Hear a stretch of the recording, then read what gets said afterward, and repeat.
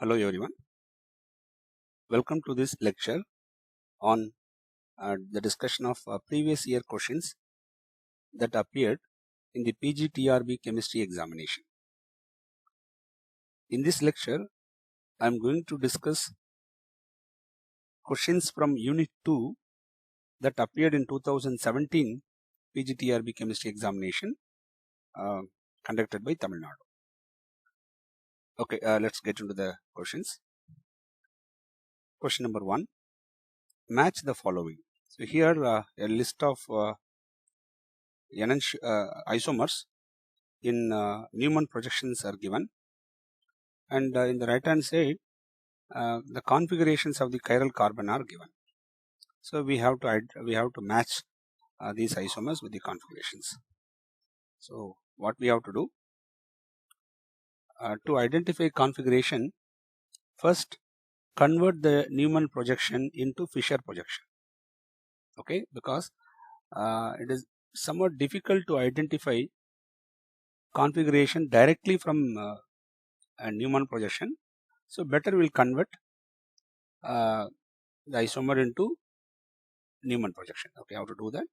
I'll do it here. To convert Newman projection into Fisher projection, the first step that we have to do is convert the Newman projection. The staggered form is given here, so convert the staggered form into eclipsed form, such that similar group supposed to eclipse. So what I'm going to do, this is the front carbon and this one is the rear carbon. Okay, the bigger circle indicate rear carbon, right? So in the front carbon, I'll keep the groups present in front carbon as such. In the front carbon, we have groups. At the bottom, we have acid group. In the right hand side, we have hydrogen. In the left hand side, OH group is present. In the rear carbon, see, acid group is present at the top. Now I'm going to rotate the rear carbon in such a manner that I'm going to bring the acid group down.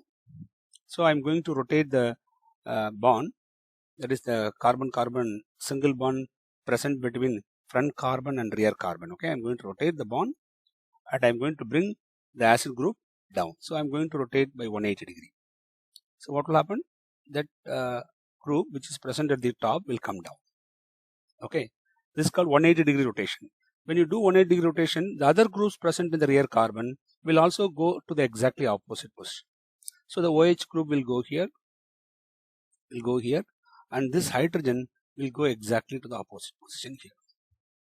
Okay, so now I have converted the staggered form into eclipsed form. Now we can convert this eclipsed form directly to Fisher projection. Yes, how to do that? Very simple. So this is the front carbon. In the front carbon, acid group is present at the bottom. So keep the group as this is front carbon. Okay, keep the acid group as such. In the right hand side we have H. In the left hand side we have OH. Okay, that in the rear carbon, acid group is present at the bottom, right? Just fold the acid group to go up. Okay, bring it to the top. Then keep this OH as such in the right hand side and the hydrogen as such in the left hand side. So this is the corresponding Fisher projection of this Newman projection of the isomer. So this is front carbon and this one is the rear carbon. Now how to identify the configuration? Yes, it is very simple. What we have to do, we have to use the Kohn-Ingold-Prelag rule. Okay, so to apply Kohn-Ingold-Prelag rule, for the first step is we have to arrange these groups in according to the priority sequence. Okay, so in the front carbon, 3 groups are attached: OH, H, acid, and this bigger group. Okay, so if you analyze the priority order of these groups, in OH group the directly attached atom is oxygen, so it is supposed to have first priority. Then here we have hydrogen. Hydrogen atomic number is 1. That hydrogen is supposed to have the least priority. Right, now here I have carbon, here also I have carbon, but this carbon is attached with one hydrogen, one carbon, one oxygen, whereas this carbon is attached with a doubly bonded oxygen and a singly bonded oxygen. So acid group supposed to have higher priority. Okay, so this supposed to have the second priority and the bigger group supposed to have third priority. Now see 1, 2, 3 goes in anti-clockwise direction. 1, 2, 3 goes in anti-clockwise direction, and the least priority group is present in horizontal position. Okay, so whenever least priority group present in horizontal position, okay, and 1, 2, 3 goes in clockwise, suppose 1, 2, 3 goes in clockwise, then the configuration should be S. If number 1, 2, 3 goes in anti-clockwise, okay, then the configuration is supposed to be R. Okay, so since the least priority group is present in horizontal position and 1, 2, 3 goes in anti-clockwise direction, so the configuration of this front carbon should be R. Okay, yeah. So front carbon is R here. What about the rear carbon? We have to do the similar procedure for rear carbon also. Let me do it here. Before that, let me erase these things. Okay, right. Yes. Right. How to do this? Listen. In a similar manner, we have to find out the configuration of the rear carbon. So in the rear carbon also, we have OH group, acid group, hydrogen, and the same bigger group here. So OH group supposed to have highest priority 1, then hydrogen supposed to have the least priority 4, then acid group and this bigger group, if you compare, acid group supposed to have higher priority, so number 2, and the bigger group, this group supposed to have the lowest priority 3, the next priority. Okay, then see 1, 2, 3, 1, 2, 3 goes in anti-clockwise, and the least priority group present in horizontal. Okay, so therefore the configuration of this carbon also capital R. Okay, so in this isomer, okay, both the chiral carbon atoms have same configuration RR. So if you go through the options, in the first option 1, 2s 3s is given. Okay, so and in the right hand side, and in the second one 2 or 3s is given, and in the third one 2 or 3 are given.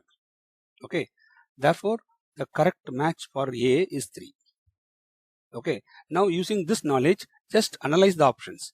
If you analyze the option, see in option A for the isomer A, okay, the correct option should be 3, right? For isomer A, the correct match should be 3. Therefore, the correct option is A. You need not worry about other option because in other options 3 is not there. Okay, so by just analyzing the configuration of the first isomer, okay, we can identify the correct option directly. But what I will suggest is that you please do the same procedure for the isomer B as well as isomer C and verify whether the other configurations are correct or not. That is, B supposed to match with 1 and C supposed to match with 2. Okay, yeah. Then question number 2. Pick out wrong statement from the following.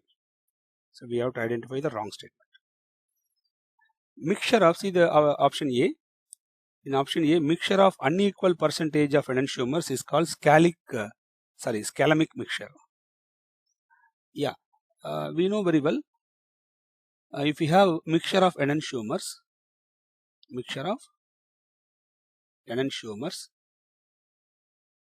okay, if mixture of enantiomers are present, then there are two possibilities. Suppose assume that we have a mixture of two enantiomers A and B. Okay, then there are two possibilities. What are the two possibilities? The mixture may contain 1:1 amount of the two isomers, that is 50-50, 58% of A isomer and 50% of another enantiomer B. Okay, or plus and minus. This is one possibility. What is the other possibility? Other than 1:1.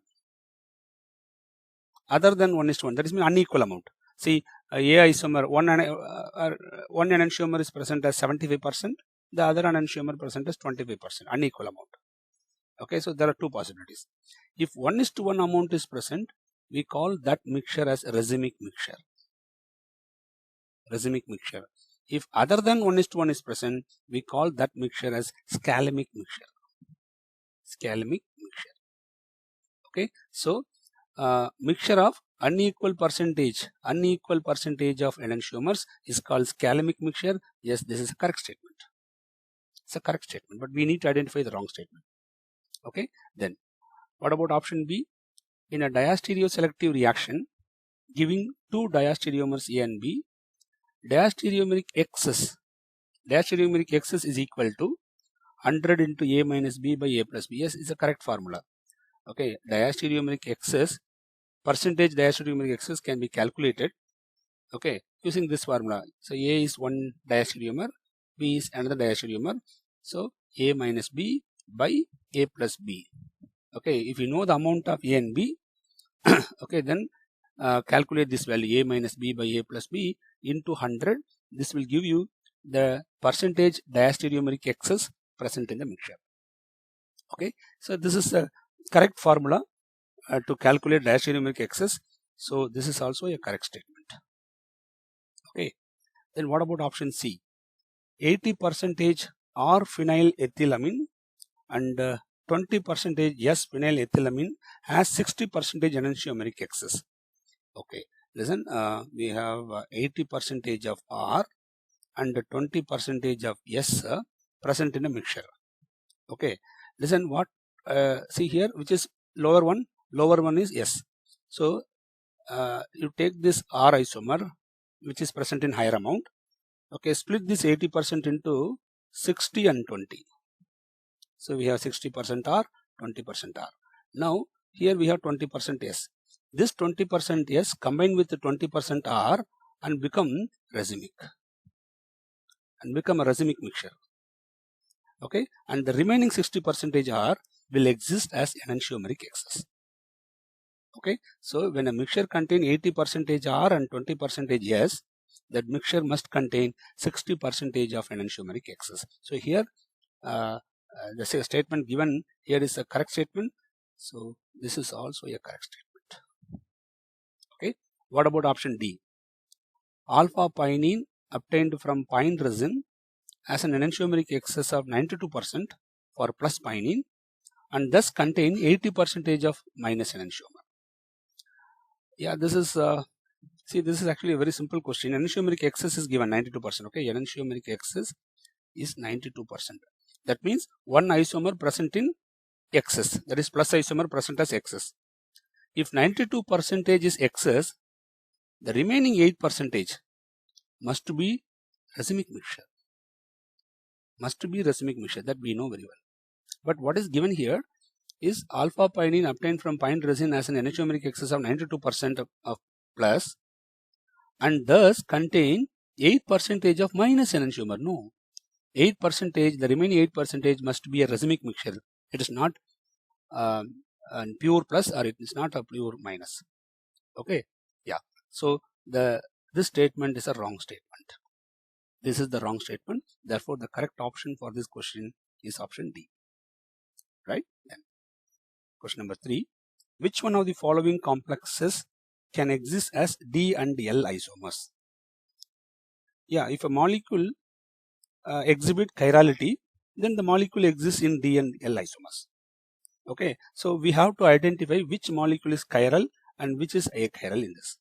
Only chiral molecule will exist in D and L isomers. Okay, now see here 4 options are given. All are octahedral complexes. In octahedral complexes, okay, how to identify whether a molecule is chiral or achiral? Okay, there are many ideas are there, but I'll give you a trick here. Listen, suppose if two similar ligands, you know very well, in octahedral complex we have 3 perpendicular axes. If two similar ligands, say I have some ligand A, if same ligand is present in the opposite side, if two similar ligands present in opposite side, then the molecule must contain planar symmetry. Therefore, the molecule should be achiral. Achiral molecule does not possess D and L does not exist in D and L isomers. Okay, then I'll give another condition. Suppose in an octahedral complex, right, I have two different ligands present in opposite side, and I have same pair of two different ligand in the other axis. Say for example, I have the same pair here, AB. Okay, if same pair of ligands present in two different axes, that molecule must also contain plane of symmetry, that is also achiral. Okay, here also we have plane of symmetry. Plane will go here. This molecule also possesses plane of symmetry. Okay, so keeping these two ideas, these two tricks in mind, I am going to check among the four which one is chiral. So what we will do is, let me start with option A first. In this complex, cobalt contains 4 ammonia ligands and 2 chloride ligands. Okay, this molecule exists in two different isomeric form, geometrical isomeric forms, cis and trans. So let me take cis isomer first. Cis isomer. Okay, this is cis isomer. In cis isomer, I'll place the 2 chlorine atom in the adjacent position. The remaining positions are occupied by ammonia molecules, ammonia ligands. Now see here, in cis isomer, isn't here I have two different ligands present in opposite side, and I have same pair of ligand, ammonia and chlorine. I have same pair of ligand in other axis. If you have same pairs of ligands present in two different axes, then the molecule must contain plane of symmetry. Plane of symmetry means if plane of symmetry is present, the molecule must be achiral. Okay, what about trans isomer of this? In the trans isomer, the 2 chlorine atoms should exist in the opposite position, and the remaining positions are occupied by ammonia ligand. Ammonia, ammonia, ammonia. See here, similar ligands present in the opposite side. So this molecule must contain plane of symmetry. This is also achiral. Okay, so for option A, the two isomers cis and trans, this is trans isomer. Both are achiral. Okay, now we have to analyze in a similar manner for option B.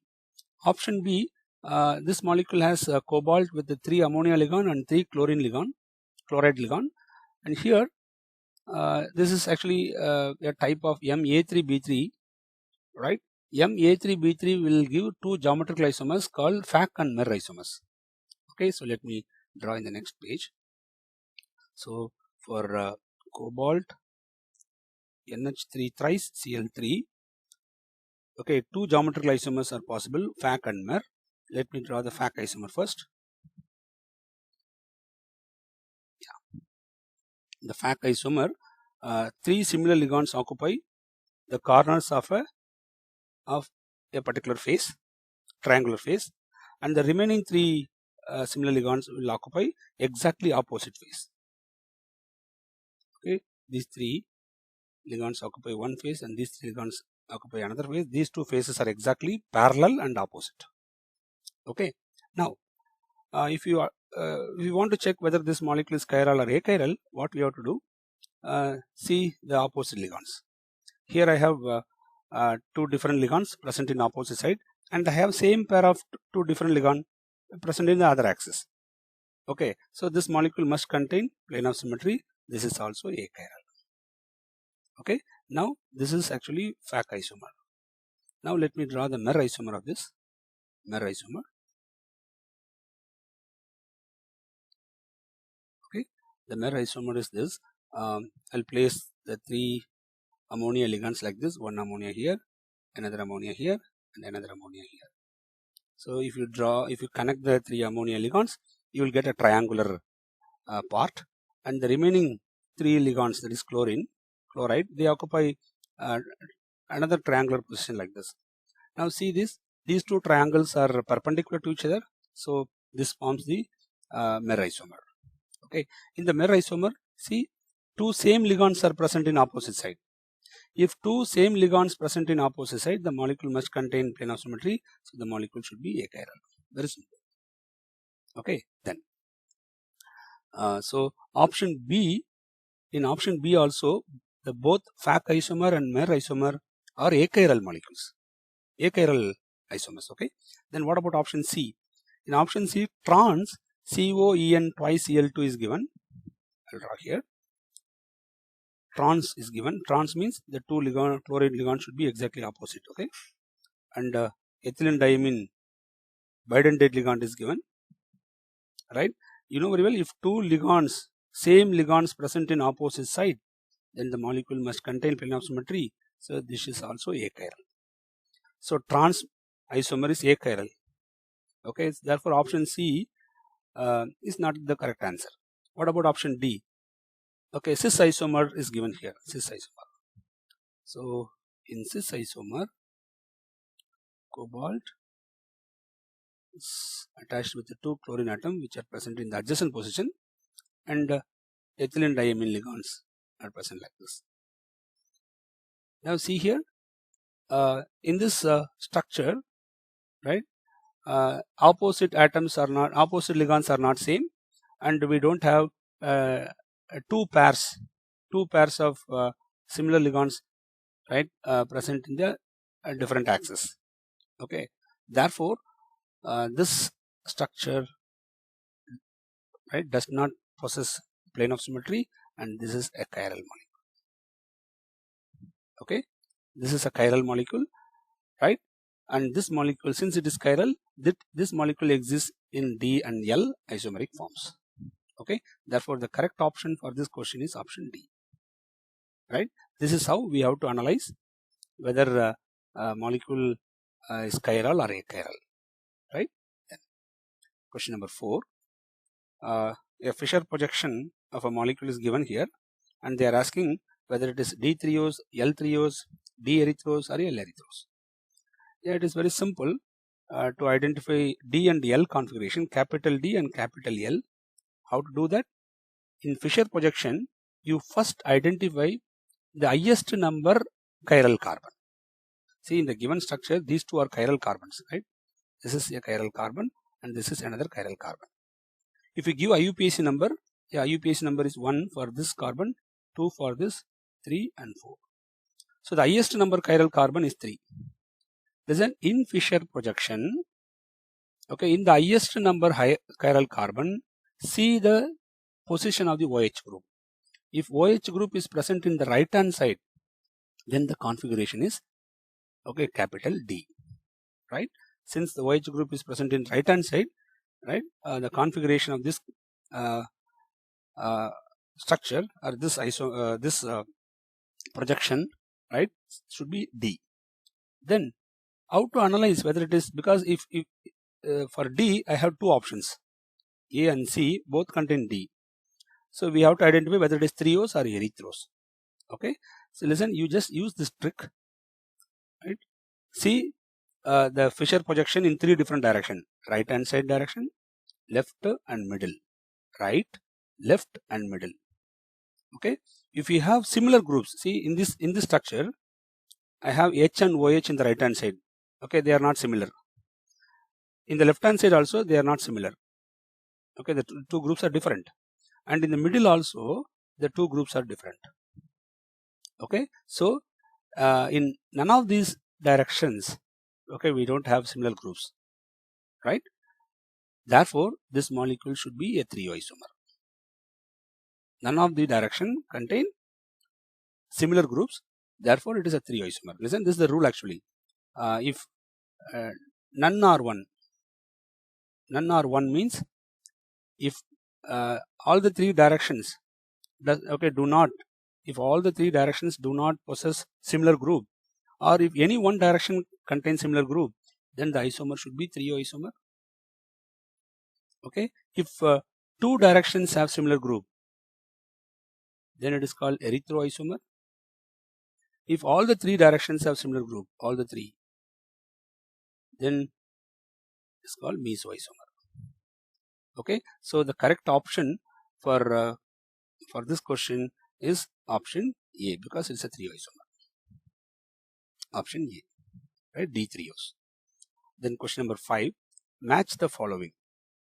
Here 4 complexes are given and the colors of the compounds are given. Now how to match this? Listen, see the first complex, cupric ferrocyanide.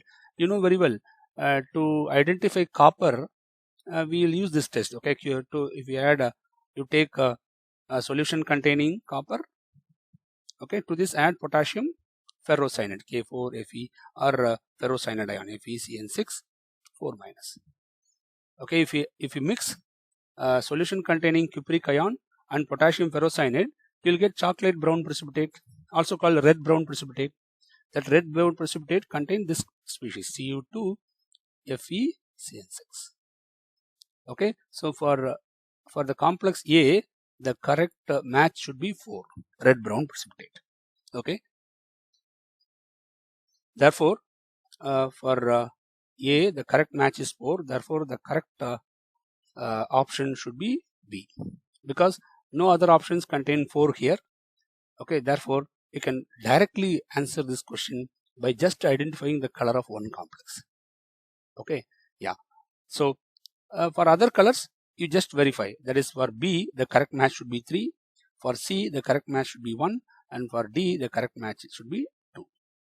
Okay, and listen, for this type of questions, it is really a difficult one, because remembering colors of many complexes is a very tough task. But what I'll suggest is that you please remember at least few complexes and their colors. Okay, because this type of question is really difficult to answer, right? Yeah. Question number 6. Pick out the correct decreasing order of complex stability in terms of metal ions. Okay, yeah.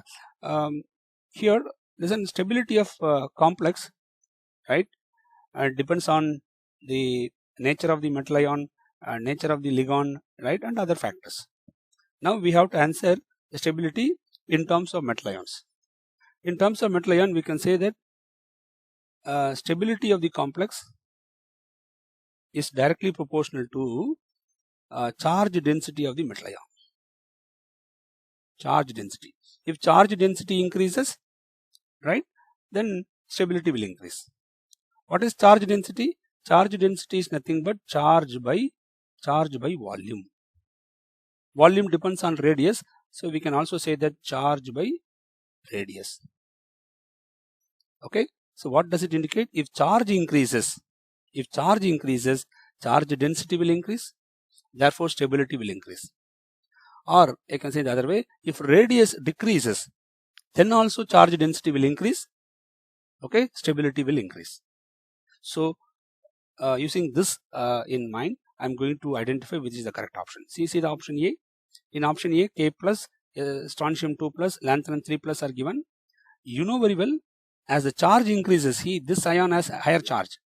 Higher the charge, okay, and the charge density will be higher. Okay, so lanthanum 3 plus supposed to have a high charge density, right? Therefore, lanthanum 3 plus supposed to have more stable. It's supposed to form more stable complex, but in the option it is given in a wrong order. So this is a wrong option. Okay, what about option B? In option B, cobalt 2 plus and cobalt 3 plus ions are given. Okay, and see in option A, one more thing, I have given the answer with respect to charge. You have to see the radius also here, and you know very well alkali metal has larger radius. Okay, and strontium compared to K plus, strontium has somewhat lesser radius. Lanthanum 3 plus has very small radius compared to these two. Therefore, smaller the radius, charge density will again increase. So lanthanum 3 plus supposed to form highly stable complex in this case. Okay, but the order given in a wrong manner, right? So option A is wrong. What about option B? In option B, same metal ion in different oxidation states are given, cobalt 2 plus and cobalt 3 plus. Okay, and you know very well, higher the charge, higher will be the charge density. So cobalt 3 plus supposed to have higher charge density, and cobalt 3 plus supposed to form a more stable complex. But it is given in a wrong order, so this is also a wrong option. What about option C? In option C, ferrous and ferric ions are given. Ferric ion has higher charge, so charge density is high. Therefore, ferric ion is supposed to form more stable complex. Okay, but the order is given in a wrong manner. Okay, what about option D? Yes, see in option D, Na plus, calcium 2 plus, yttrium 3 plus, thorium 4 plus. Okay, you know very well, thorium 4 plus has higher charge and 4 plus ion has smaller radius. Therefore, thorium 4 plus supposed to has high charge density, so it forms stable complex. Yes, the order given is correct. Thorium 4 plus given in the first position, right, with the higher stability, right? So the correct option for this question is option D. Okay, in order to answer the stability of the complex in terms of metal ions, okay, you have to see the charge density, right? Greater the charge density, higher will be the stability of the complex, right? Yeah. Then question number 7, pick out the achiral compound from the following. Yeah, here 4 di-substituted cyclohexane molecules are given. We need to identify which is achiral. They are asking pick out the achiral compound from the following. Okay, yeah. So here the first that is in the first option, methyl group is present in position 1, another methyl is present in position 2, and this methyl is axial and this methyl is equatorial. Remember, 2 methyl groups present in 1,2 position, one is axial, the other is equatorial. This isomer is chiral. This isomer is chiral, okay, but it is optically inactive. It is optically inactive, right? Because it does not contain plane of symmetry, so it is optically inactive. Why it is this molecule is chiral, but it is optically inactive. Why? The reason is the 2 enantiomers, that is plus isomer and minus isomer, okay, they have equal stability in this case. Therefore, the interconversion, fast interconversion will occur between plus and minus. So you will get inseparable plus and minus isomers, right? Therefore, this molecule is optically inactive. Though it is chiral, the molecule is optically inactive. Okay, then what about option B? In option B, 1,3-dimethyl cyclohexane is given. Okay, and the 2 methyl groups are occupying equatorial position, right? 1,3-diequatorial is cis isomer actually, right? See, in the first option, 1,2 axial equatorial dimethyl is given, right? That is actually a cis isomer. This is a cis isomer. Cis isomer is chiral and it is optically inactive. In 1,3 cis isomer, see, 1,3 cis isomer has a plane of symmetry, right? You have a plane passing exactly at the middle. Okay, this is the plane, right? And this plane divides the molecule exactly into 2 equal half. Okay, therefore this molecule possesses plane of symmetry, right? Therefore this molecule is achiral, right? 1,3-diequatorial cis is achiral. 1,3-diequatorial diaxial cis. I repeat, this is 1,3-diequatorial cis as plane of symmetry, achiral. 1,3-diaxial trans also has plane of symmetry, that is also achiral. I am just giving you this additional information here. Then what about this? Here 1,2-dimethyl cyclohexane is given. This methyl group is present in equatorial. This is also equatorial. Diequatorial 1,2-dimethyl cyclohexane is a trans isomer. Trans isomer. This is also chiral. Chiral, okay, and it is optically, chiral molecule, and it is optically active, right? Then what about option D? In option D, we have 1,3-dimethyl cyclohexane is given, and one methyl group is present in equatorial position, the other methyl group is present in axial position, so it is a trans isomer. Okay, 1,3 trans does not contain plane of symmetry. Okay, does not contain plane of symmetry, so this is also a chiral molecule. This is also a chiral molecule. So among the 4, okay, the only achiral molecule is option B. We need to identify achiral compound in this, so the correct option is B. Okay, yeah. For reference, you just go through conformational analysis lectures that is given by me, right? So under AGK Chemistry YouTube channel, you can get all the informations, right, about how to identify whether disubstituted cyclohexane is chiral or achiral. Okay, so for reference, you just go to the YouTube channel and identify that. Okay, then question number 8: predict from the following which is erythroenantiomers. Yeah, so here 4 isomers are given in Sahar's projection. To identify erythroenantiomer, what we have to do, we have to convert the structure into eclipsed form. In the eclipsed form, it is very easy to identify. Okay, so what I'm going to do, see option A. In option A, I'll draw here. I'll draw the eclipsed structure of this. Keep the carbon-carbon single bond as such. Okay, now listen. This normal bonds. Just look on the normal bonds. The normal bonds contain methyl group which are opposite. Okay. Now what I'm going to do, I'm going to rotate this carbon by 180 degree, so that I'm going to bring this methyl group to the top. So here this methyl is already present in top side. Now I'm going to bring this methyl group, okay, to the top side. So I'm going to rotate by 180 degree. So the methyl will go to the top. Okay, and the groups present in this carbon, they remain as such. Keep them as such. Okay, hydrogen and chlorine, just keep them as such. Now we are rotating the groups of the other carbon in 180 degree. So the methyl has gone to top side. What about the H and OH? See, hydrogen is present behind the plane. Okay, but if you do 180 degree rotation, hydrogen will come front. So hydrogen will come front. Okay, and OH group is present towards us in the original structure. If you do 180 degree rotation, the OH will go back. Okay, now compare the structure. Listen, these two are same group, these two are same group, but this and this are different. Let me show it with a different color. See, this group and this group are different. Okay, so 2 directions have same group. 2 directions have same group. It means it should be an erythroisomer.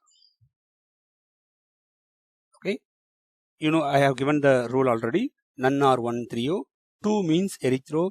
All the 3 means meso. So option A is a trio erythroisomer. Okay, what about option B? Just do it. Do the process in a similar manner. For option B, I'll draw here. Here also see the normal bonds contain methyl group in the opposite side. So you have to rotate. Keep this carbon, that is left hand side carbon groups as such. Methyl group as such. Chlorine is present front. Keep it as such. Hydrogen is present back. Keep them as such. Now I'm going to rotate this carbon-carbon single bond 180 degree, so that I'm going to bring this methyl group to the top side. Okay. So if you rotate by 180 degree, that methyl group will go top. And which group will come front? The group which is behind will come front. That is hydrogen will come front, and the group which is present towards us will go back. Now see, these 2 groups are same, but these 2 are different, and these 2 are also different. Okay, that means since only one direction have similar group, it is a trio isomer. It is a trio isomer, right? Then what about option C? I'll do it here. In option C also, see the 2 methyl groups are present in normal bond, present in exactly opposite position. So now rotate the molecule and bring them to the same side. So now I'm going to, in this case, I'm going to keep the right hand side carbon as such. Okay, so keep the groups present with the right hand side carbon as such. Okay, now rotate the carbon-carbon single bond and bring this methyl group to the top. 180 degree rotation. Okay, so what will happen? The hydrogen which is originally behind the plane, that will come front, and the OH group which is present towards us will go back. Okay, now see here, I have 2 similar group in this direction, and I have 2 similar group in this direction, but these 2 groups are different. Therefore 2 sides are in 2 directions have similar group. Therefore this is also an erythroisomer. So A and C are erythroisomers. Okay, what about D? what about D? I'll do it here. So again, rotate the carbon-carbon single bond. I'm going to keep the right-hand side groups as such. That is the groups attached with the right this carbon. I'm going to keep the groups attached with the circled carbon as such, and I'm going to rotate the groups present in the other carbon to 180 degree. So this methyl group will come top, okay, and this hydrogen will come front because which is originally present behind the plane, and the OH group is here. Now check the directions. In this direction I have similar group. In this direction the two groups are different. In this direction also the two groups are different. So only in one direction we have similar groups. Therefore this is also a 3 isomer. So among the four, the erythro isomers are A and C. So the correct option is C. Okay. Yeah, it is very easy to analyze, but it requires some practice. Okay. Yeah. Then question number 9. Complete the following reaction and mention the type of reaction. Yeah. See here some alkene is given. We have R1, R2, R3, R4 groups. Okay. R1, R2, R3 maybe hydrogen or alkyl or aryl. Or here we have R here. R groups are supposed to be phenyl. Okay. But if we analyze the product, in the product we have only R1, R2, R3. See, in all the product we have only R1, R2, R3. We don't have R4 here. So it means it is supposed to be that the question is supposed to be wrong. Okay, that R4 should be hydrogen actually. That R4 should be hydrogen. Okay, and listen, this reaction is a well-known reaction called. This is actually a famous reaction called Jacobson epoxidation. Jacobson epoxidation, where we are using a manganese. Okay, manganese sarin chiral, right? It's actually chiral manganese sarin complex, right, for the epoxidation. And in this complex, usually this manganese, these two chiral carbon, they are chiral carbon, and these two chiral carbon supposed to have SS configuration, right? Usually they have SS configuration, right? Listen, if you carry out this reaction, right? Suppose I'll take some cis alkene. I have a phenyl group here, and I'll put some methyl group here, and I'll have two hydrogen here. Okay, I have taken a cis isomer here, and if you add this complex, manganese complex, okay, in the presence of NaOCl, what will happen? Epoxidation will occur, right? Listen, in this, this is phenyl substituted carbon. Okay, in the other carbon, if you use manganese complex with SS configuration, okay, then this carbon will become R in the product. Will become R, or will get R configuration in the product. So the structure is supposed to be look like this. Okay, you'll get epoxide, and the groups present like this: methyl, hydrogen, phenyl, hydrogen. Okay, now check the configuration on this carbon. This is higher priority 1, this is 2, this is 3. Okay, and 1, 2, 3, see 1, 2, 3 goes in clockwise. 1, 2, 3 goes in clockwise, and the hydrogen is present behind. Okay, the two groups are present behind. Therefore, the configuration of this carbon is R. Okay, and this is the product. You will get 100% of one enantiomer, right? 100% of one enantiomer. So it is a stereospecific reaction, well-known reaction, right? Similarly, if you have in Jacobson reaction, if you have a tri-substituted alkene, okay, where I have different groups here, and here I have hydrogen. Okay, let us take this as R1, this is R2, this is R3. The less substituted carbon, okay, will become when epoxidation will occur, the less substituted carbon will get a particular configuration that depends upon the configuration of the manganese complex. If the manganese complex contains SS configuration, then this carbon will get R configuration. Okay, So the product is this, right?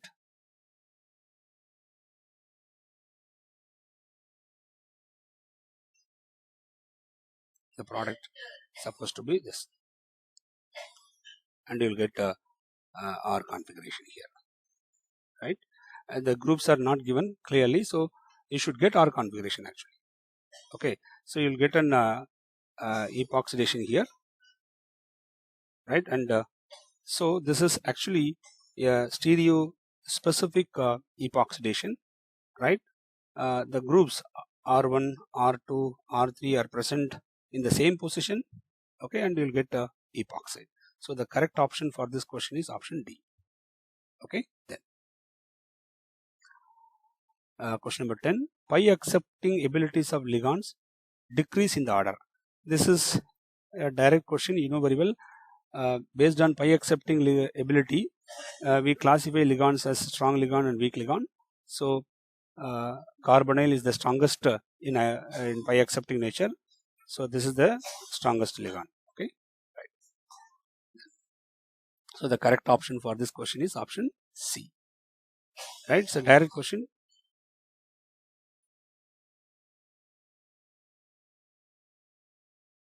Then question number 11. Among the metal ions, which ion has zero crystal field stabilization energy in an octahedral field? We have D5 low spin, D6 low spin, D6 high spin, and D5 high spin. Okay, D5 low spin. In octahedral field, we have T2G set, EG set. D5 low spin means all the 5 electrons are present, okay, in the T2G set. T2G set, you know very well, only these two configurations, right? If T2G and EG both are empty, then crystal field stabilization energy should be 0, right? And if you have this type of arrangement, right, 3 here and 2 here, this arrangement also has crystal field stabilization energy as 0. Then fully filled 2, 2, 2, 2, 2, 2 here. This also has crystal field stabilization energy as 0. Okay, now, so definitely option A, for which crystal field stabilization energy is not equal to 0.